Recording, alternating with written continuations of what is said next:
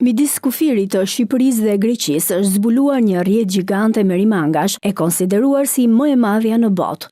Grupi shkencëtarëve i përbërë nga studiues të ndryshëm të shumë vendeve europiane kanë përllogaritur se kjo rrjet është strehë për më shumë se 110.000 merimanga. Pjesë e këtij grupi shkencëtarësh, të cilët kanë studiuar këtë rrjet masive merimangash, është edhe Blerina Vrenozi, biologe dhe pedagoge në Fakultetin e Shkencave të Natyrës. Është Genaria domestika që gjendet mbi 69.000 individ dhe Prinerigone vagans që është shumë herë më e vogël se sa kjo, po ndërkohë dhe kjo në numër të konsiderueshëm 42.000 individ. Sipas Vrenozit, studimet gjenetike tregojnë se merimangat e shpellës kanë ADN ndryshe nga ato jashtë, edhe pse janë i njëjti lloj. Kjo na tregon që si rezultat i kësaj mënyre të ushqimit, ne do të kemi një izolim të kësaj popullate. Dhe kjo ka bërë që të ketë ADN të ndryshme.